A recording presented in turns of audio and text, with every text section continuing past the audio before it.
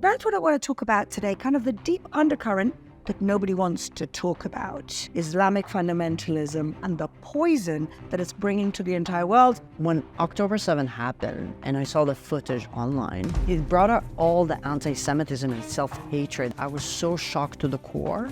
And then people started celebrating it in Malmo, in London, and New York. I was so angry and so scared, not just for the Jews, but for myself as well.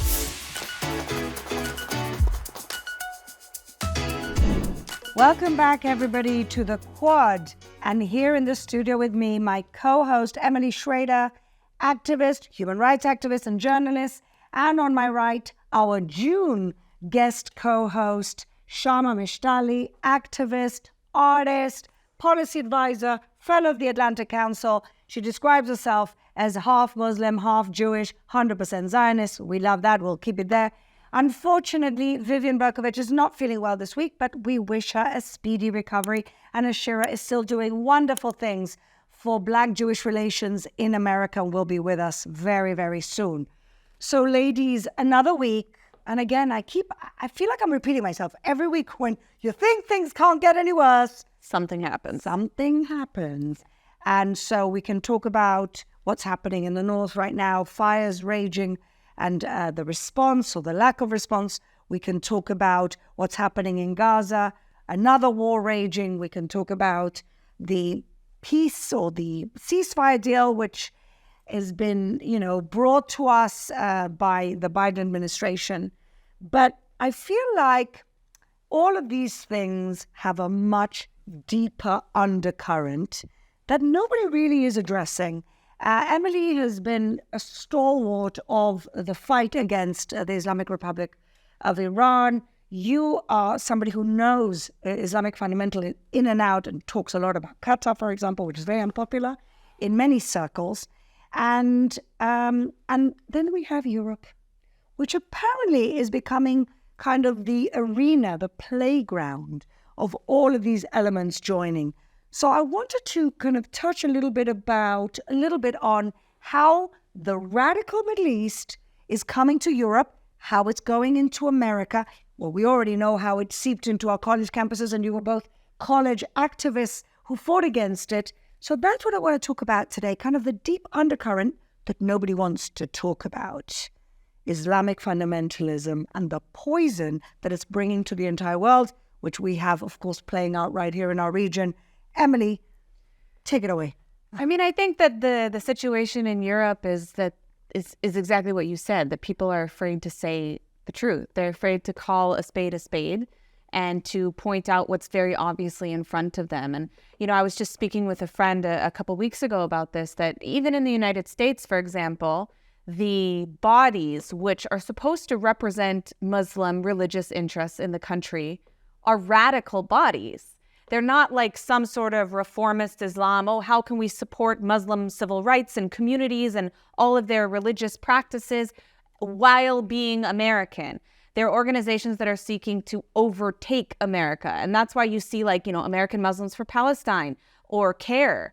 These are organizations that have had associations with Islamist radicals that murder other Muslims. That is what's setting the tone for the Arab Muslim communities in many of the Western countries, and that's extremely dangerous. So where are the moderate Muslims? Chama, you grew up in Morocco. Morocco is relatively moderate, although there is extremism there as well. You come from a moderate family, obviously, because you got a mixed family. Where are the Muslim moderates? America, Europe, anywhere? It's been hijacked. I think, first of all, if you look at the Middle East and North Africa, when moderate voices rise up, they are stifled, they are exiled, they're imprisoned, they're given ultimatums. So ultimately, they can't fight this battle alone. And I think the sad thing that moderates navigate and secular activists and feminists navigate in the region is the lack of support by the West, because the West should be strengthening those voices. Well, look what happened in Iran when they tried a revolution. This is the problem. We left them high and dry, right? Absolutely. But again, it's just this feeling that as an activist leading grassroots movements and being in the minority in the Middle East and North Africa, putting your life on the line to push for liberal values and democratic values and progressivism in the region, but then not only not being platformed, not being celebrated, not being empowered, but having essentially white people who pretend they stand for democracy and liberal rights speak over you and strip your agency away and strip the agency of the entire region. The real racism. Real racism in many ways. So it's a racism of low expectations. Absolutely. You know, this is the problem on the left and more the far left, that they view the Middle East as sort of a monolith of like, oh, those brown people over there who are always fighting, we can't expect them rule themselves. to think for themselves and to be totally. critical thinkers. And they lack complete nuance because, you know, you can talk about the Middle East and North Africa in all of its complexity and nuance. There are moderates that are fighting the extremists. It's very similar to any fight for liberal values in any country, in any region, except that extremists are very good at speaking in populist language. So essentially, extremists in the Middle East and North Africa are, you know, what the Western democratic progressive sees as Trumpist rhetoric, right? As the ultra-nationalist, isolationist rhetoric that goes against what we deem as sort of the democratic values with a capital D, right? So if only the West would see that this version of extremism that we navigate in the Middle East or North Africa is an ultra-nationalist, fascist, oppressive, racist ideology, and that thrives on anti-Semitism, but is not only concerned with Jews. It goes after every minority and every group that doesn't conform to this pan-Arabist, Islamist, singular identity that has been shaping up across the last century in the region. it feels crazy. And if you already mentioned Trump, we have to see the Democratic Party, as Emily, who would naturally, that would be naturally your home. You were disgusted at the fact that they're financing the Iranian regime. Yeah, I mean, I think we've seen like through Obama and Biden. It's funny, you know, a lot of people have criticized Biden about his different critical statements he's made here in Israel, about different critical statements he's made about Israel during this war. And, you know, those are maybe okay or maybe not okay. It depends on the exact statement, in my opinion. But the problem with Biden is much, much bigger than Israel. The problem with Biden is that his policy, his team, it's not even him, it's his people from day one Obama's have been people. supporters and enablers of the Islamic Republic of Iran. And in some cases have even been spies, like the case of Ariane and Rob Malley's team, which are still under investigation. Is that really happening? Yes, it's appalling. And his administration. And on that point, Emily, to go back to what you said earlier about the organizations in the West that are dominating the conversation about the Middle East and North Africa, that clearly have a pro-Islamist agenda and an anti-democratic agenda. They're using the rhetoric of Democrats, of progressives, absolutely, to dismantle democracy in the West. And so this is part of the problem, is that the Arab moderates feel like America doesn't understand what they're struggling, what they're up against. Because they don't. And one thing that I try to hold America accountable for today, and I'm trying to push pressure in every way that I can, is to hold Qatar responsible for October 7th. Because if 9/11 was the moment in which Saudi Arabia was finally held accountable for the Wahhabism that was promoted across the Middle East, North Africa, but not only, also across Europe and in North America, Southeast Asia, we were talking about this earlier. And so for Qatar, this is the moment that America should speak some sense to the Qataris and say, either you de-radicalize, you divest, to use their language, from supporting extremism, the Muslim Brotherhood, etc., or you're going to face real repercussions, sanctions from the United States. They just move out their military base and put it in Bahrain, which is a friendly country, where they already have military installations. I don't understand. I mean, the fact Qatar has been involved in these hostage negotiations from day one is a farce. Like this, and this. I actually place a lot of responsibility on our government here in Israel. That it is outrageous that we would ever accept Qatar being a mediator when they are the very nation who are giving safe harbor to the leaders of Hamas. I mean, it's absurd. But did we have, absurd. did we have a choice? Did we have a choice with the Americans? Really, did we have a choice? They're harboring them so they can actually speak to them. I'm not saying this is right.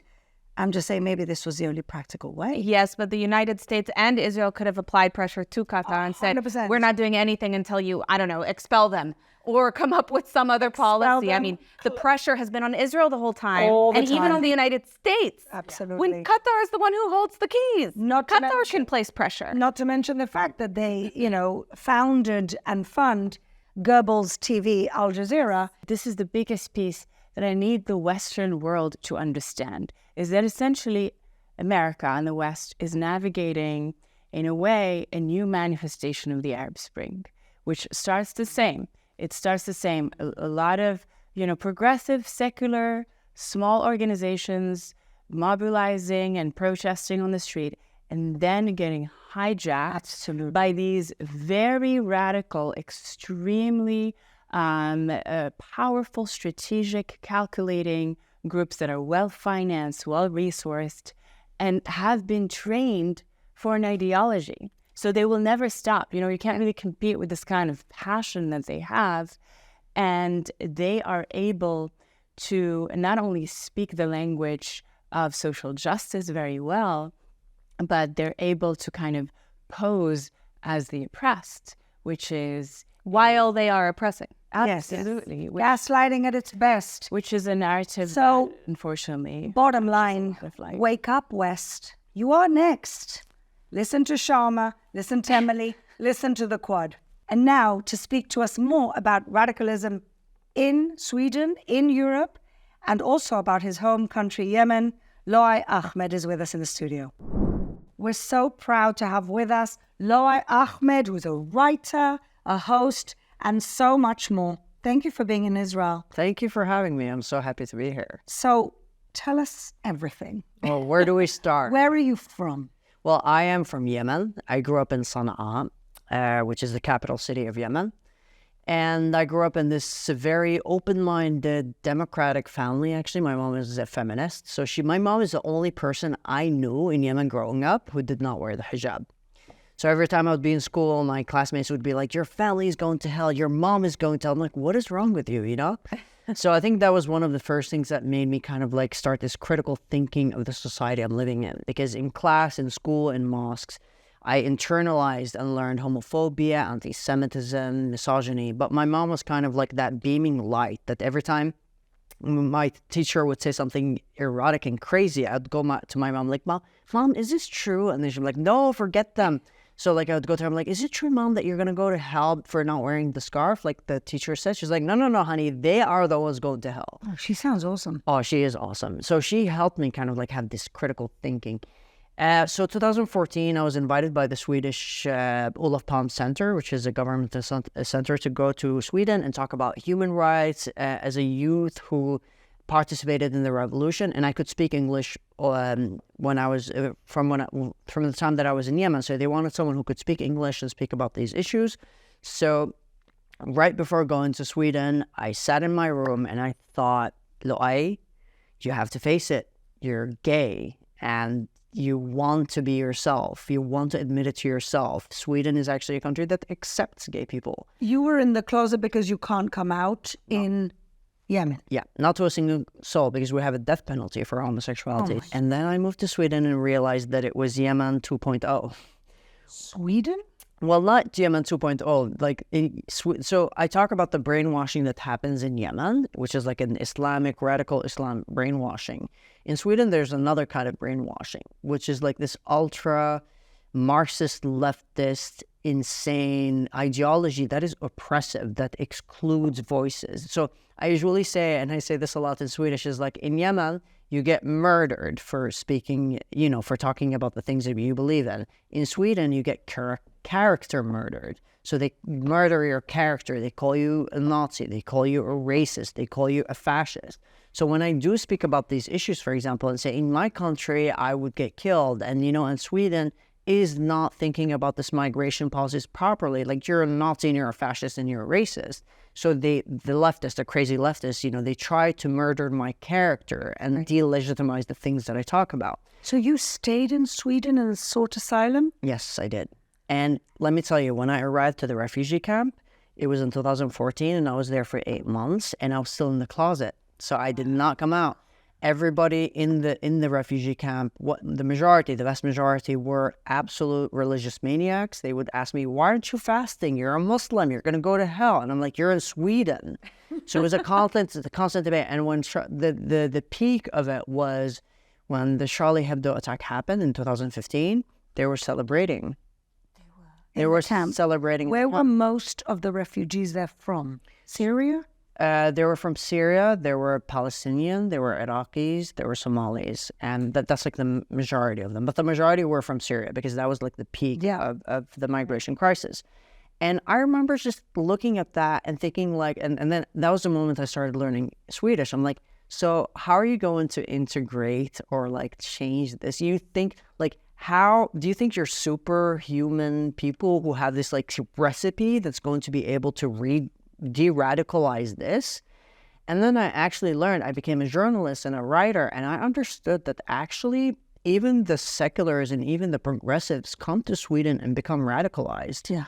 Because they come to this society where it's so hard to learn the language, it's so hard to integrate, it's so hard to find friends. You end up isolated and feeling like hatred towards the society. I know many examples of people who came to Sweden with like clean minds. You know, they're not fascist, they're not super anti-Semitic, they're not that. But then they end up in a society where they can't find themselves. And then you have two roads. There's the mosque, which is radical and filled with even so much more hatred than the mosques in Yemen. It's crazy. Wow. And then you have criminality, the gangs, because gangs in Sweden right now, Sweden went from being one of the one of the safest countries in Europe, and now it's like being compared to Mexico. Oh my God. And they're shooting everywhere in Yemen. And rape. Well, same thing in Yemen, Sweden. Rape. Oh yeah. As well. And there's also like more than 30% of Swedish women are scared of going out at night because they're This was actually my experience when I visited Sweden. I started talking about Malmo to you before, but I wanted to go out for like a drink to meet my friend's friends when I was visiting there, and it was 6 p.m. and it had just gotten dark, and she's like, "Oh, we can't go outside." Yeah. I was like, "What do you mean we can't go outside?" And she says to me, "Well, you know, it's dark, so like we'll get raped." And like, as a matter of fact. And the Swedes are just taking this lying back. They just decided not to fight it. Yeah, I mean, they're anti-racist. So tell us a little bit more about your activism. How did you get involved in this war after October 7th, which is when we've all kind of gotten to know you through social media? Tell us a little bit about that journey. Right. Of, you know, getting to know Israel or getting to appreciate Israel. Right. So like the first time I met an Israeli in Sweden, I panicked. I had like a flight or fight mode. I was just like scared of the guy. I thought he was going to do bad things to me. It was just like a very frightening moment. Sorry, just to interject, what were your thoughts about Jews like growing up? Like, what were you raised to believe? So in mosques, we like the first time I ever heard the word Jew or Zionist was in the mosque. And it was when the preacher preaches and he's like, "May God make us rich," and everybody's like, "Amen," and we just repeat after them, "May God make us, happy, Amen. May God," and I was like a child, I was like 7 or 8, and then, "May God kill the Jews, Amen." And I remember this, "May God make them orphans," and I remember as a child, orphans. Why would you want someone to be a? And that was like the first experience, and I internalized the anti-Semitism and also like the Holocaust. We never learn anything about it, and if we hear anything, it should have been. It should have happened. It's Jewish. Or it didn't happen, or they should have gone all the way. Those are the two. Yeah. Okay. So I had internalized all of that, and even when I moved to Sweden, I'm like, I don't hate Jews. Like it's just like I internalized homophobia, but now like I was even homophobic when I first, even though I was homosexual myself. But then when I first met this Israeli guy, I realized, oh my God, I am anti-Semitic. I hate Jewish people. And through my friendship with this guy, because like he told me, like when I first met him, when he told me he's Israeli, like I literally blurred. I'm like, I had a flash, I just like panicked, and I didn't hear anything else he was saying. I was just like staring at him, And then when I went back to reality and my brain started functioning, he was telling me about Yemeni bread and that he's going to make me Yemeni bread and he knows a lot of Yemeni people. And I'm like, okay, but I didn't believe him. Like, this guy is lying. It's just like a facade. He's trying to get my trust so that he can, like, do something bad to me. That was, like, my internal. And then a few months later, he's, like, the closest friend to me in this. He came with the bread. He came with the Yemeni bread. Cubane. Yeah, and he was just the sweetest guy. And I just, like, he opened my mind. And then I became a journalist, started working. Also, I had Jewish coworkers who were my favorite coworkers. And still, even throughout that time, Israel was never on the map for me. You know, like, it was always like, oh, of course, Israel is doing bad things. Israel, then they took over the country and stuff like that. And that's when I went into full mode. Because when October 7 happened and I saw the footage online, it kind of like, it brought out everything out. Like, it brought out all the anti-Semitism and self-hatred because, I usually say wherever there are slaughterhouses for Jews, they're also created for the gays. Mm-hmm. And when that happened, when October 7 happened, and I saw what happened, I was so shocked to the core. And then, like, I remember, like, all the hatred toward kill the Jews, kill Israel, destroy. And I'm like, it's happening in front of me. And then people started celebrating it in Malmo, in London, in New York. And seeing the reaction and the aftermath, that how social media has been happening, like kill all the Jews trending on X, I was so angry and so scared, not just for the Jews, but for myself as well. Like, who's going to stand up for us, So I had to do it. I had to speak out against anti-Semitism and just speak out strongly against it. And I've lost so many people. My best friend blocked me. He accepts me for being gay, but not. My brother blocked me. Not for being friendly to Jews. Exactly. Zionism to them is like terrorism. And even friends many of my Arab friends now call me a terrorist. And now, like, I do a lot of content. I write for different Swedish newspapers, but mainly I do work for Builders of the Middle East. And Builders of the Middle East is an organization. It's not an organization, it's a community, actually. And it's sent from heaven because it's like Arabs, Jews, Palestinians, Israelis, atheists, Muslims, right-wing, left-wing, does not matter. We only have one goal, and that goal is to fight extremism and fight for peace, and above all, humanize the people. That's amazing. Are there real people there, like from the Muslim Palestinian side? Yeah. Real peace activists? Real. And also you bring so many, like you did a video about the Kurds, and you did a video about all these different groups from the Middle East who have been ethnically cleansed, who have been Arabized or Islamized throughout history. So it's really, really nice because you're finally seeing something positive from the Middle East. Right. Such a nice. So, yeah. And we also tell stories. So it's a lot of storytelling. We tell stories from Gaza of people who are trying to bring peace. We're telling stories from Palestinian peace activists who are trying to abridge their communities. And that is such important work because while everything is happening right now, we have to think about the future. 100%. And, like, Palestinians and Israelis are always going to be there. And at the end of the road, they need to coexist, no matter what is happening right now. And we need to remind ourselves of the humanity. So the question for me is, and this Builders of the Middle East sounds like an awesome project, how do we de-radicalize? I mean, you're talking about Europe. We're right here in the region, right here in this country, right here in the different Palestinian autonomous territories. How do you de-radicalize? Schools and mosques. We go right into them. Like, I've had discussions about this. I'm like, wow, like, you sound like a dictator. Well, like, if it's not dictatorship, if you're trying to actually cleanse out a cancer, what is happening right now and the suffering that is happening is because of that hatred. And we need to go to the root cause. And, like, even with the Israeli government right now, it's like you're trying to eradicate the Hamas soldiers. Fine, go ahead. But what's worse than that is the Hamas ideology. And you do not eradicate the Hamas ideology by bombing them, actually. You do it through the roots. You grab the roots and you take it out. So how do you eradicate that cancer completely? And it doesn't happen by bombs. It happens by actually going to the institutions. And Sweden right now, for example, is financing Palestine, right? They're sending a lot of money there. And I translated some of the books, the school books that are being sent there, and it's all about rockets and genocide. Yeah. And it's like we are helping the radicalization instead of the de-radicalization. That's what people don't understand, that UNRWA, something that I've been talking about for a long time, which is the network of school systems they have the Palestinian Authority school book, which is all about hatred and Jew hatred and Israel doesn't exist. And I do agree with you that I think the UAE, who have de-radicalized their curriculum, Saudi also, could be a very, very good example to come here and lead that change. Luai, it's been such a pleasure having you on the show, and keep doing what you're doing. You're doing it with such great nature, sense of humor. You're one of a kind. Thank you for being here. Thank you so much. Thank you for having me. Thank you. Pleasure. Thank you so much. And yes, another full week of Scumbags.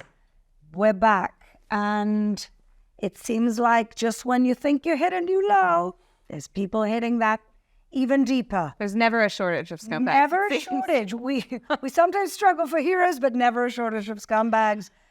Chama, let's start with you. Woo. So my scumbag of the week is Macklemore. Oh. Yes, I mean, obviously, you all know what he's been up to, not just this year through the war, but even his anti-Semitism in the last few years or so, which culminated in him this week going to perform at a concert in Germany and speaking to this mostly German audience and saying the Holocaust happened, but we shouldn't think about reparations anymore. And I will say that the atrocity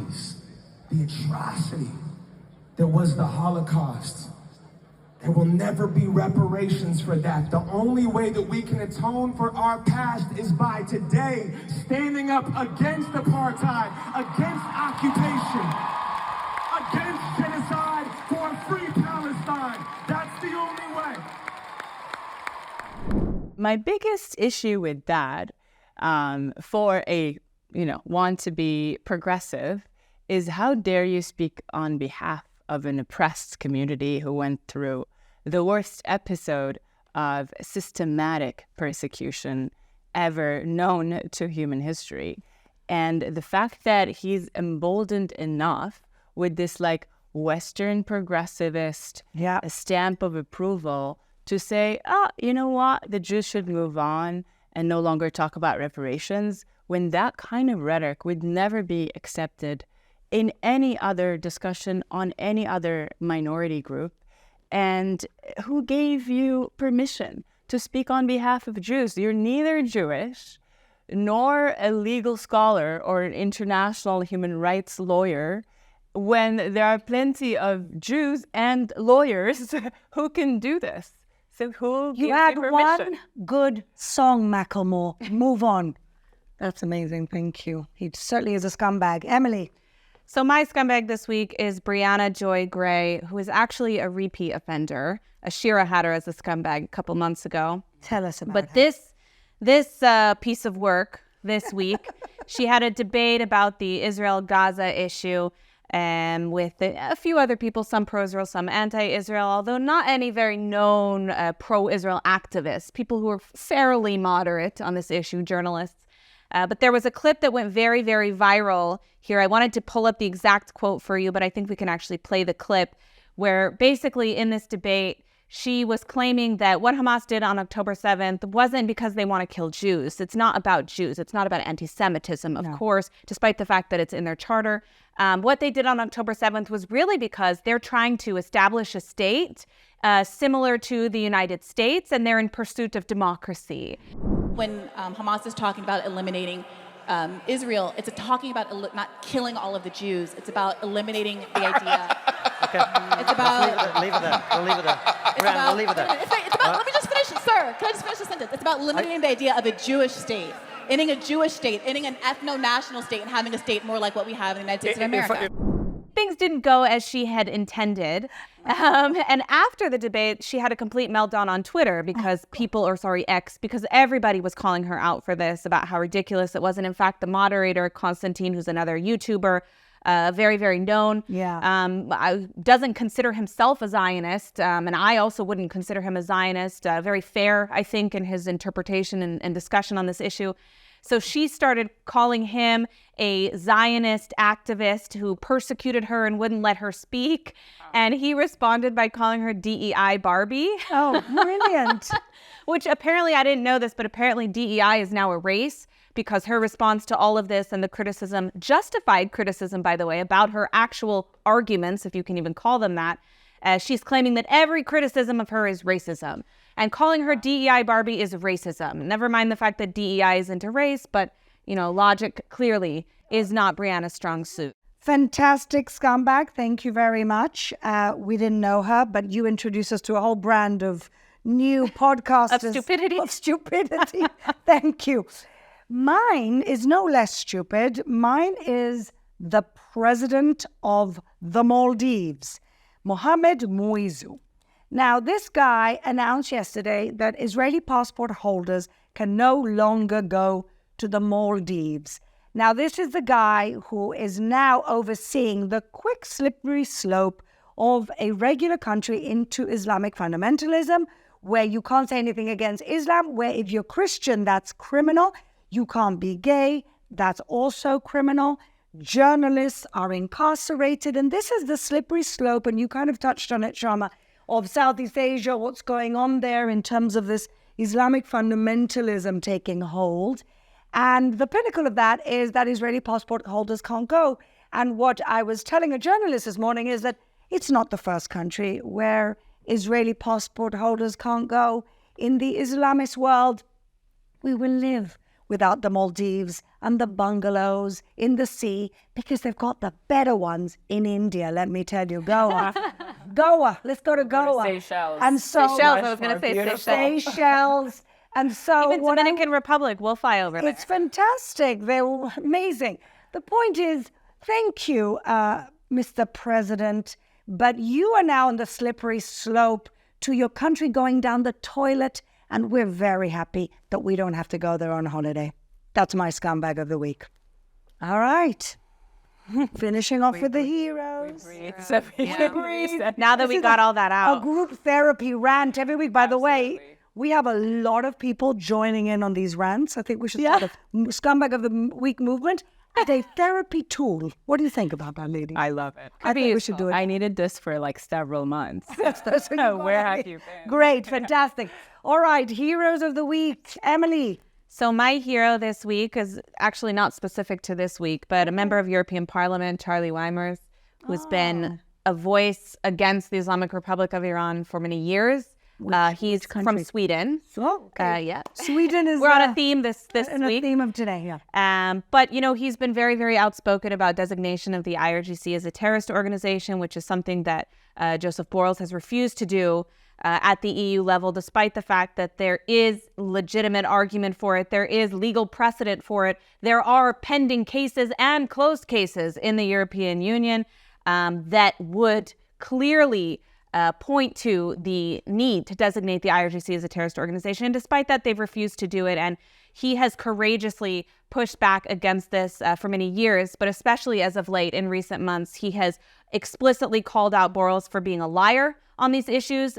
He has exposed some of what the IRGC is doing in their activities in Europe, and him, along with several others, Hannah Newman is another one who's been very outspoken about this. They're just not giving up the fight. They're not giving up, and we need leaders like that. So I wanted to make him my hero this week, and to thank him for the work that he's doing, and to encourage him, as well as his other colleagues who are outspoken in the European Parliament, to continue to press this issue, because it must happen. It must happen if we're going to push back against the efforts of Islamist radicalism, especially at the hands of the Islamic Republic of Iran. And they have been doing this for decades, investing in Europe so that it's difficult to designate the IRGC as a terrorist organization. And that has to stop yesterday. So thank you to Charlie Weimers and to the other members of European Parliament for your work on this issue. Keep going. Does Charlie have momentum within his own parliament? Is Sweden going through a backlash the way that Holland did? I mean, of course, it's divided. Like, we see this at a lot of different European countries. So he's not in the Swedish parliament; he's in the European Parliament as a Swedish right. But there are not organizations, political parties who are working against this. I mean, some of them are a bit too far for my liking. Okay. But there is this discussion. Absolutely. I mean, we're at such a weird time. You know, you have people like myself. I was not involved with the Republican Party because I hated Donald Trump. I hated Donald Trump. But what are we going to do? You're counting the What are we going to do? Yeah. What are we going to do? We don't have another option. And if it's a psycho who says really disgusting sexist things, if it takes a psycho to keep Putin and the Khamenei and North Korea and Islamic the Taliban fundamentalism, yeah. in line, then fine. That is obviously better than thousands and thousands of people dying at the hands of Islamists and crazy dictators like Putin. And I have to applaud you, Emily, for seeing the light much earlier than the rest of us recovering progressives. I think that should be the name of the support group, Recovering Progressives. Chama, who's your hero? My hero of the week is actually the Saudi leadership and whomever worked on reforming and revising the national curriculum for this year. Because this study and report came out essentially saying that the Saudi curriculum has moved away from a lot of the problematic anti-Semitic, anti-Zionist rhetoric that was previously very dominant, not just in Saudi, but across the region. And so some examples of that is no longer saying things like, the Zionist state, the Zionist regime. So calling us by our name, Israel. Okay, that's something. We are used to. And no longer qualifying Zionism as racism, which used to be the case. And the other update is on the maps on the Middle East and the region. Now we exist? So it's actually a little bit more complicated than that. Not yet. So let's not get ahead of ourselves. There's progress, though. So it's a little bit more complicated because instead of the map just saying Palestine, which is what used to be the case, from the river to the sea, Palestine, now it doesn't say anything. Okay. So it's more of, this is a disputed area. We will get there when we get there. Okay. But they don't want people growing up indoctrinated. Okay. So my hero, to talk about an American who's my hero this week, is Jerry Seinfeld. I mean, I've always been a Seinfeld fan. My husband and I, that's like our love language. We speak Seinfeld.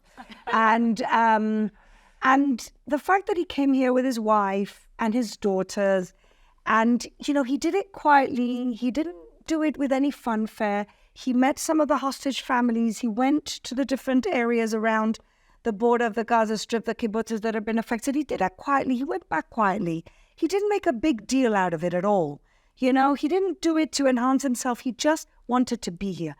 And then Barry Weiss interviews him last week and asks him about Israel and his trip here. And first he said, Seinfeld is really an emotional guy. Let's start with that. That's the whole, essence of his comedy, how unemotional he is.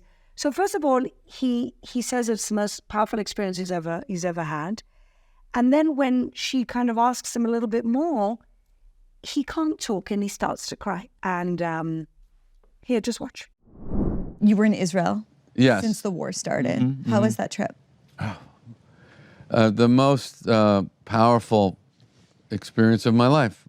Really? I'm sure, yeah. Why? You just...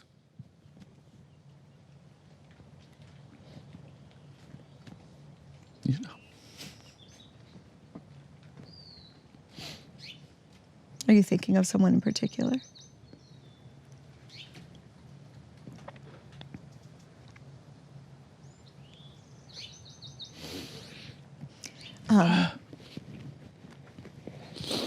Sorry. So Seinfeld, Jerry, and his wife Jessica, who's a real pro-Israel activist. You guys prove that you are really in the tribe.